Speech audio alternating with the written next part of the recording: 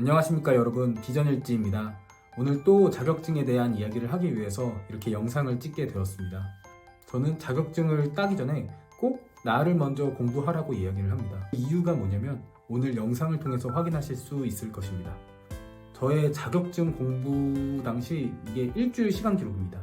이 기록만 봐도 나를 제3자의 입장에서 객관적으로 바라보게 되는 거죠. 이 시간 기록 자체가 저의 삶이기 때문입니다. 이 시간 기록이 바로 제가 어떤 상황에서도 자격증 공부를 할 수 있었던 비결입니다. 저는 이 3P 바인더를 2016년부터 썼거든요. 그리고 3P 바인더에 매주 시간을 계획하고 매주 이렇게 피드백을 했습니다. 이렇게 3년을 하니까 저에게 어떤 변화가 찾아왔거든요. 지난번에 이걸 할 때는 일주일이 걸렸는데 내가 이렇게 했더니 6일로 단축됐었어. 이것을 시작하기 전에 내가 무언가를 하면 내가 이것에 대한 성과가 더 크게 나와. 내가 집에서 책을 읽으면 1시간인데 카페에서 책을 읽으면 90분을 더 집중할 수 있어. 무슨 말인지 대강 이해가 되시나요? A를 하면 B가 된다. 이렇게 너무 자연스럽게 나만의 규칙이 이 3P 바인더에 보이는 거예요. 회사를 경영할 때 회사가 최대의 생산성을 내기 위한 공정을 설계를 합니다. 그런 공정은 제가 방금 말한 이런 규칙들이 모여져서 만들어지는 거거든요. 마찬가지로 나의 규칙을 발견했으면 그 규칙을 활용해서 나만의 공정을 만드는 것입니다. 나의 규칙을 찾고 나라는 회사의 생산성을 최대로 낼 수 있는 공정과 시스템을 설계하는 것. 그것이 바로 저는 자기 시스템이라고 이야기를 합니다. 여기서 중요한 게 한 가지 있습니다.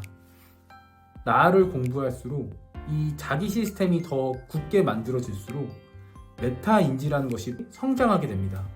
이 메타인지라는 단어는 한 번쯤 여러분들 들어보셨을 수도 있는데 정확하게 무슨 뜻인지 모르는 사람들이 많거든요. 메타인지를 쉽게 설명하자면 내가 제3자의 입장에서 나를 바라보는 것입니다. 내가 저기 3인칭 시점으로 나라는 사람이 어떻게 살아가는지 내가 어떤 사람인지 보는 거예요. 예를 한번 들어보겠습니다. 저는 제 키가 2m라고 생각해요. 시력은 2.0 정도 되고요. 체지방은 한 10% 됩니다. 그런데 이제 제가 신체 검사를 받으러 갔어요. 근데 실제로 보니까 170이 조금 안 되고 시력은 0.9가 나오고 체지방률은 거의 20% 나오는 겁니다. 나에 대한 객관적인 평가가 안 되는 거죠. 즉 내가 메타인지가 낮은 겁니다. 반대로 이 차이가 적을수록 메타인지는 높은 겁니다. 그러면 이 메타인지를 자격증 공부에 대입을 한번 해보겠습니다. 내가 생각하는 나는 학교 수업 끝나고 저녁 먹고 집에서 2시간 이상 공부할 수 있어 라고 자신했다고 합니다. 그런데 실제로 집에 들어와 보니까 내가 저녁을 먹으니까 몸이 너무 피곤해. 그리고 책상에 앉아서 책을 폈는데 침대가 바로 옆에 있어. 그래서 침대에 누웠다가 유튜브를 보다가 잠이 들어서 하루가 끝나고 자격증 공부는 못하고. 이런 사람이 자격증 공부를 쉽게 취득할 수 있을까요? 저는 어렵다고 봅니다. 이 메타인지가 높은 사람들은 현실성 있는 계획을 세우게 됩니다. 왜냐면 나를 잘 알고 있기 때문이죠. 그리고 나의 규칙들을 알고 있기 때문입니다. 이거를 토대로 나의 시스템을 설계하는 것, 그게 자기 시스템입니다. 그러면 지금부터 이 나의 규칙을 발견하기 위해서 시간을 기록하는 방법을 먼저 얘기를 드리겠습니다. 먼저 시간 기록을 할 수 있는 도구를 항상 가지고 다녀야 합니다. 저 같은 경우는 3P 바인더를 옛날에는 아날로그로 했고요. 지금은 디지털 방식으로 나와서 아이패드에서도 쓸 수 있거든요. 또 시간 기록 도구는 여러 개가 있기 때문에 여러분들에게 맞는 것을 쓰시면 됩니다. 여러분들에게 추천하는 거는 주 단위를 한 번에 볼 수 있는 것을 추천합니다. 예를 들어 저가 쓰고 있는 3P 바인더나 아니면 프랭클린 다이어리라는 것도 있고요. 노트모트에서 만든 노트에서 일주일 단위로 할 수 있는 노트모트도 있습니다. 그 외에 여러분들이 나에게 잘 맞다고 생각하는 위클리 플래너를 가지고 다니시면 됩니다. 두 번째는 일주일 단위로 시간 계획을 먼저 짜보는 겁니다. 이 계획을 먼저 짜는 이유가 있습니다. 첫 번째 이유는 우선순위의 배치입니다. 일주일을 한 번에 보면 내가 중요한 걸 언제 해야 하는지 눈으로 보이거든요. 그렇기 때문에 여러분들이 중요한 것을 먼저 배치를 시키는 겁니다. 여러분들 자격증 공부가 중요하지만 여러분들이 더 중요한 게 있을 수 있거든요. 그것을 하나씩 배치를 하고 또 자격증도 우선순위를 높여서 하나하나 배치를 하는 겁니다. 두 번째는 행동하기가 쉬워집니다. 이 단기 목표를 설정할 때 우리의 뇌에서는 도파민이 분비가 됩니다. 이 도파민이 우리에게 행동할 수 있는 힘을 주거든요. 계획한 것만으로도 우리의 뇌는 행동으로 할 준비가 된다는 겁니다. 세 번째 스텝은 시간이 날 때마다 꾸준히 기록하는 것입니다. 밥 먹기 전에 한 2분 정도 투자해서 시간을 기록해도 되고요. 아니면 하루가 끝나는 그 마무리하는 시점에 여러분들이 한 5분 정도 투자하셔서 시간을 기록하셔도 됩니다. 막상 해보면 생각보다 되게 빨리 끝납니다. 약국에서 여러분들에게 식후 30분에 먹으라고 하지 않습니까? 그런데 사실 약은 식후 30분에 꼭 먹을 필요가 없습니다. 하루 3번 일정한 시간에 꼬박꼬박 먹으면 됩니다. 다만 여러분들이 그 약 먹는 시간을 까먹지 않기 위해서 식후 30분이라고 이야기를 하는 겁니다. 마찬가지로 이 시간 기록을 식후 10분 아니면 식전 10분 이렇게 투자를 하셔서 여러분들이 3번에 걸쳐서 시간을 기록한다. 또는 자기 전에 한 5분 정도 시간을 기록한다. 그것만으로도 충분히 여러분들의 규칙을 찾을 수 있는 시간 기록을 할 수 있습니다.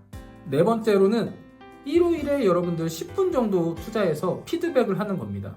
아까 말한 규칙을 찾는 겁니다. 피드백에서 가장 중요한 것은 나의 공부 포인트를 찾는 겁니다. 한마디로 규칙을 찾는 겁니다. 우리는 일주일 단위로 시간을 기록했거든요. 과거의 일주일을 한눈에 본다면 분명히 눈에 띄는 점이 있을 것입니다. 바로 내가 언제 공부를 실패했는지를 보는 겁니다. 바로 그게 우리의 규칙을 찾는 거고 성장 포인트입니다. 왜 실패했는지 한번 찾아보시기 바랍니다. 분명 그날에 무언가가 있기 때문에 실패했을 가능성이 높습니다. 다음 계획 때는 그것을 안 해보는 겁니다. 실험을 한번 해보는 거죠. 이것만 찾는다면 피드백은 80%는 끝난 겁니다. 마찬가지로 공부가 잘 되는 날도 있을 텐데 그 앞에 무엇을 했는지 한번 찾아보십시오. 무슨 기록이 있을 겁니다. 그것을 다음 계획대로 반영을 하면 됩니다. 시간을 실제로 기록해보면 생각보다 계획과 많이 다릅니다. 우리가 당연히 할 수 있을 거라 여겼는데 실제로 우리의 삶은 그렇게 완벽하지 않거든요. 자신을 속이기보단 솔직하게 시간을 한번 적어보시기 바랍니다. 어디 인증할 게 아니잖아요. 처음에는 공부 계획의 20%만 해낼 수도 있는데 점점 기록을 해나가다 보면 그리고 규칙을 하나씩 적용해 나가다 보면 분명히 80% 이상 여러분들의 계획을 행동으로 옮길 수 있을 것입니다. 그러면 여러분들도 분명히 이렇게 이야기할 수 있습니다. 나는 오늘 일정을 봤는데 자격증 공부에 3시간 투자할 수 있어. 새벽 6시에 기상해서 모닝커피를 마시면서 1시간 공부.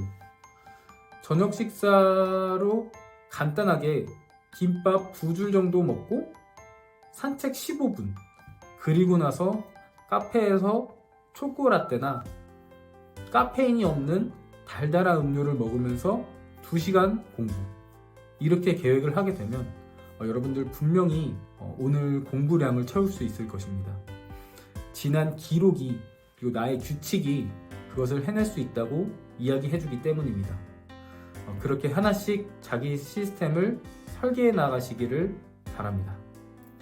여러분들 오늘 영상이 도움이 되셨다면 구독과 좋아요 한 번씩만 눌러주시면 감사하겠습니다. 감사합니다. 비전일지였습니다.